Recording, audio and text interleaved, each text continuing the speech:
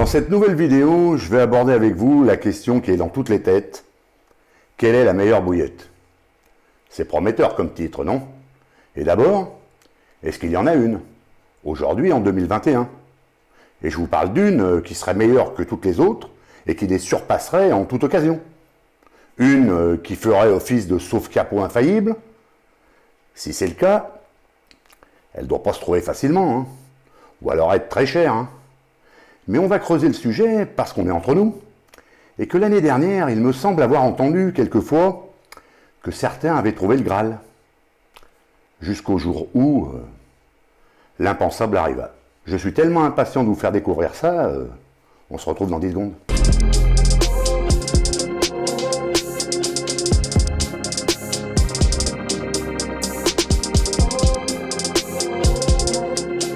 Bonjour, c'est Hubert, j'espère que vous allez bien.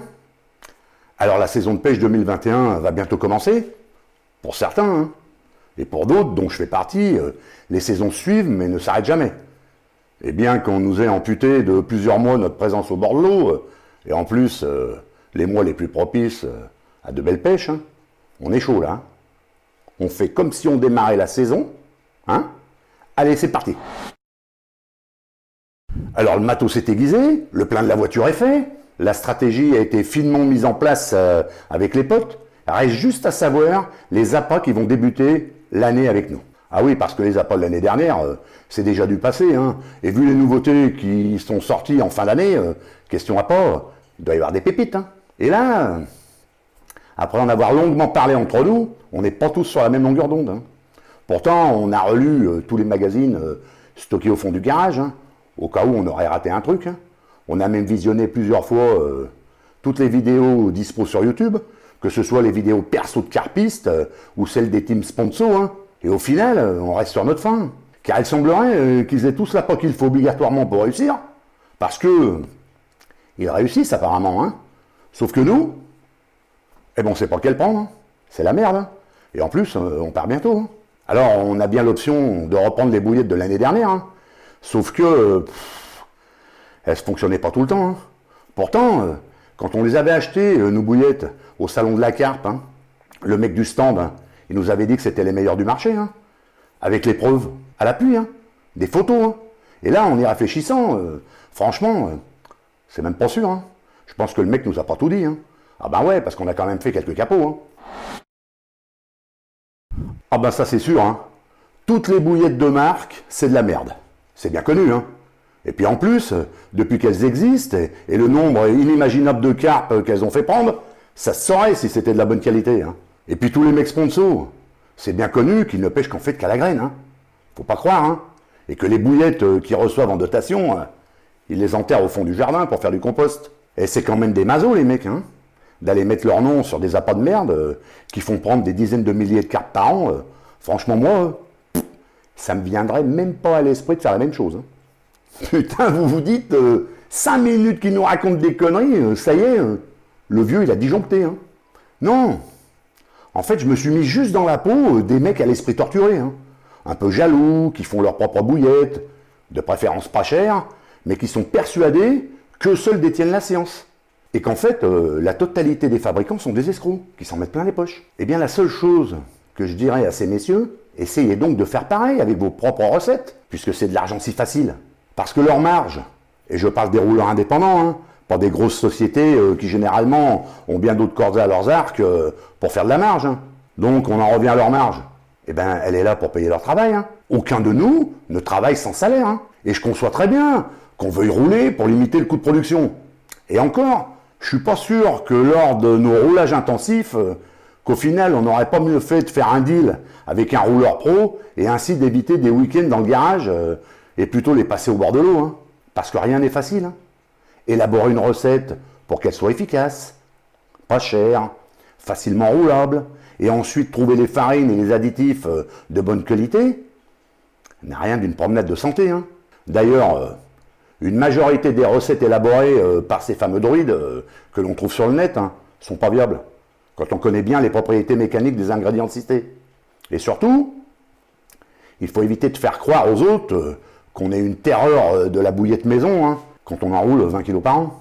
Là par contre, je vais insister sur un fait précis, pour que ça soit bien clair entre nous.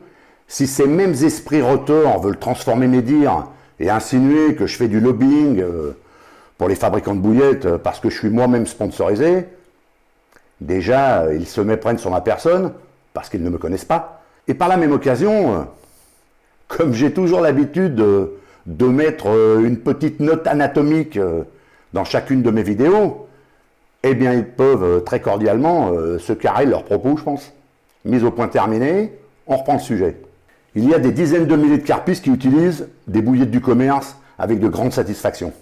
Ce n'est pas juste l'apanage des mecs sponsorisés. Donc qu'ils arrêtent de dire que c'est de la merde. Personnellement, j'ai fabriqué pendant de nombreuses années mes appâts par centaines de kilos avec mes potes, et je sais ce que veut dire rouler des billes. Parce que quand on achetait 2000 ou 3000 œufs, déjà on flinguait le stock de l'Intermarché du coin, et on savait que le week-end serait très très long.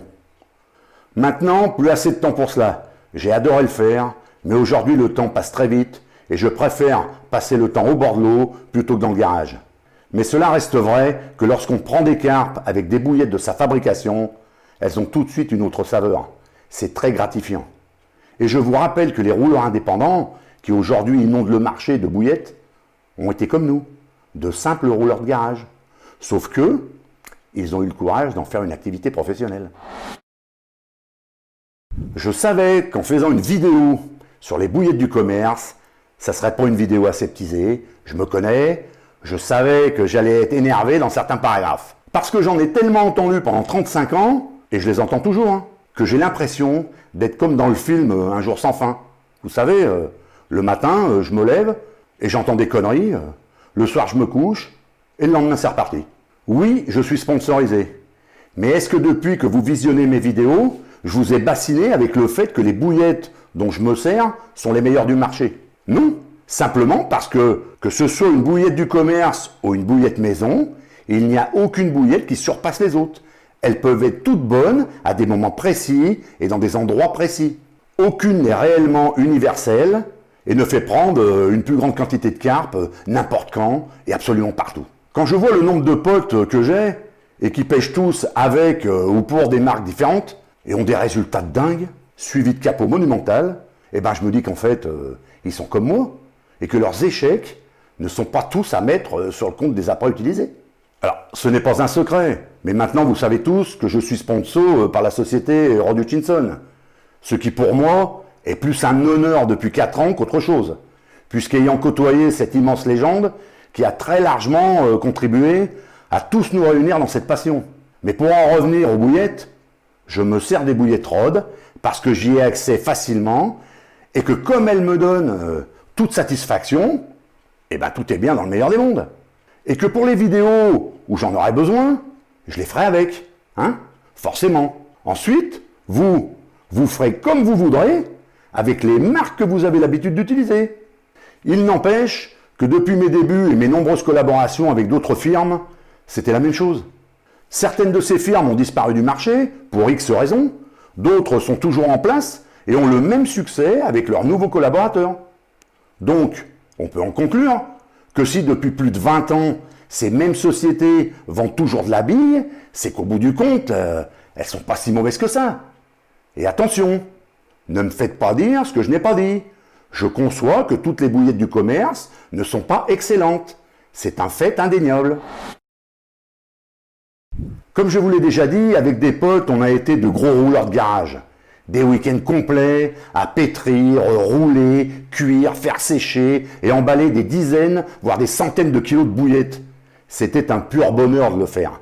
On était heureux de le faire ensemble, on échafaudait des stratégies dingues, et quand le week-end était fini et qu'on était les seuls à les avoir, l'impatience nous rongeait de dérouler grave avec ces appâts au top.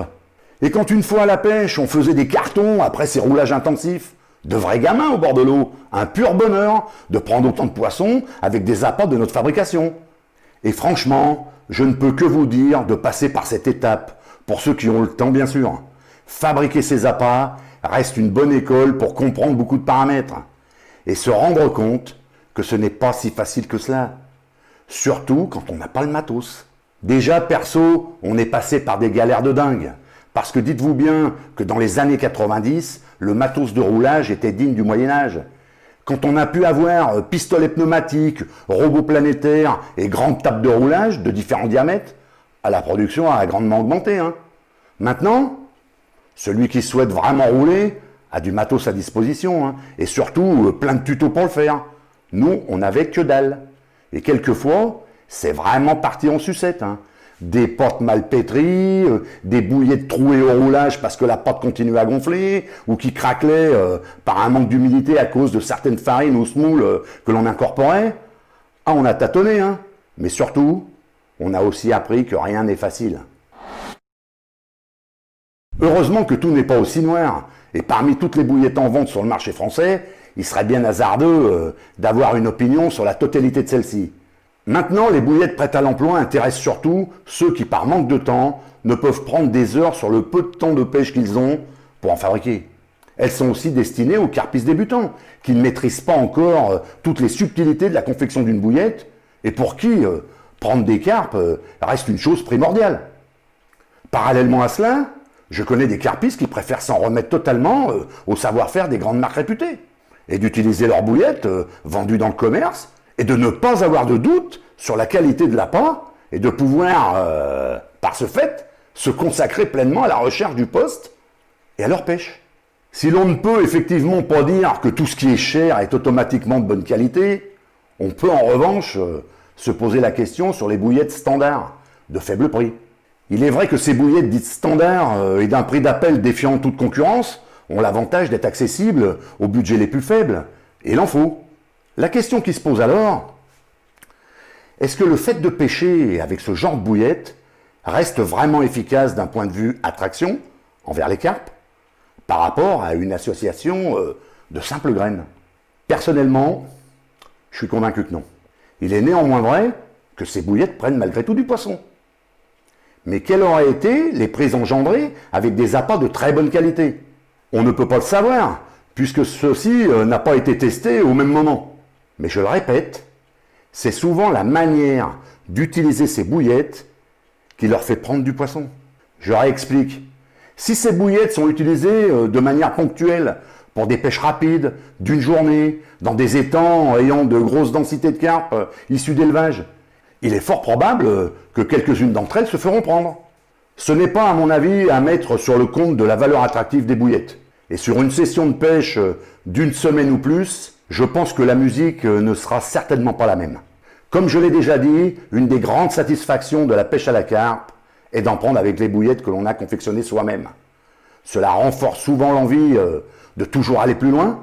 Mais si une certaine autosatisfaction ne fait pas de mal, il ne faut pas tomber non plus dans l'autosuffisance et dire qu'à partir de cet instant, tout le reste n'est que de la merde.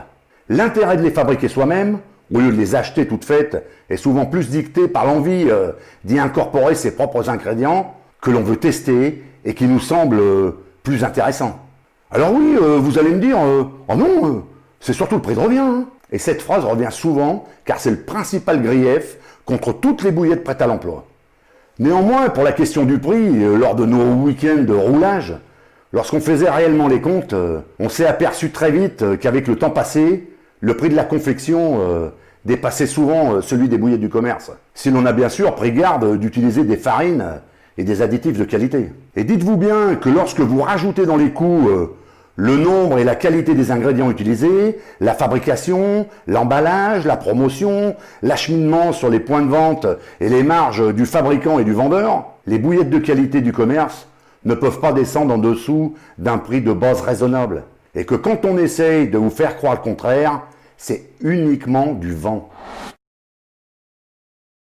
Comme pour tous les appâts, la gestion de votre pêche vous appartient. Comme toujours, prenez des infos, appliquez-en certaines, mais ne changez jamais en totalité ce que vous faisiez auparavant. C'est justement là que vous risquez de vous planter, car le manque d'habitude peut engendrer des erreurs. Mais dans le même temps, ce n'est pas parce que beaucoup de gens le disent que c'est forcément vrai. L'exemple le plus facile pour imager la gestion de sa pêche et qui est commune à tous les appâts, votre pote fait des cartons avec un appât du commerce. Sur ses conseils, vous allez tout de suite en acheter, et avec tous les additifs qu'il utilise aussi. Bon, Ça vous a coûté un bras, mais normalement vous êtes paré. Et hop, à la pêche. Et merde, première pêche avec cette nouvelle tuerie, enfin c'est comme ça que vous l'avez présenté votre pote, pas une touche. Pourtant, ça fait 4 week-ends que vous dérouliez grave avec les vôtres, hein. Et là rien. Alors que vous espériez relancer un peu le spot qui faiblissait. Ben le résultat, vous chopez les boules, vous balancez tout le bazar, et au passage, vous mettez une branlée à votre pote, hein, vu le prix que ça vous a coûté. Sauf que le lac avait baissé un peu. Et puis il y a eu un petit coup de froid dans la semaine, et maintenant il fait trop chaud, et les carpes sont rentrées en fray. Ah ben avec tout ça, c'était peut-être pas à cause des appâts, hein, et encore moins à cause de votre pote. Hein. Donc permettez-moi de vous dire, que ce soit pour les réussites ou les échecs, pas de conclusion hâtive. À chaque fois, on se pose un moment, on analyse avec les données qu'on a, et vous verrez que la conception de la finalité d'une pêche va s'en trouver sensiblement changée. Bien sûr, comme à chaque fois, vous en faites ce que vous voulez de mon avis. Hein. Je ne suis pas là pour vous dire que je détiens la formule magique, mais je serai à votre place, je la regarderai une autre fois cette vidéo, et puis les autres aussi. Et je pense qu'elles peuvent vous aider à être efficace au bord de l'eau, à dissiper des doutes que vous auriez dans les sujets abordés, et surtout à vous défaire de pratiques totalement inutiles qui ont cours dans la pêche de la carpe. Il ne s'agissait pas pour moi dans cette vidéo de faire l'apologie de telle ou telle marque de bouillette, mais surtout que vous évitiez d'avoir des a priori sur des sujets importants. Les appâts, quelle que soit leur origine, ne sont qu'une infime partie d'une composante qui comprend beaucoup d'autres facteurs de réussite, dont les principaux sont le choix du poste, la stratégie adoptée, le montage, la présentation, etc. Que l'on utilise des bouillettes du commerce, ou que l'on ne jure que par sa propre fabrication, la chose qu'il faut bien se mettre en tête, au risque sinon de perdre quelques neurones à chaque partie de pêche, c'est que la bouillette miracle n'existe pas. Même pour les carpistes adeptes de Bernadette Soubirous. J'espère que cette petite vidéo vous aura intéressé. Si vous êtes satisfait, on pense au petit pouce bleu qui fait plaisir, et on s'abonne, et on clique sur la cloche de notif. Et pour les commentaires, c'est toujours en dessous que ça se passe. À bientôt, et gardez la pêche.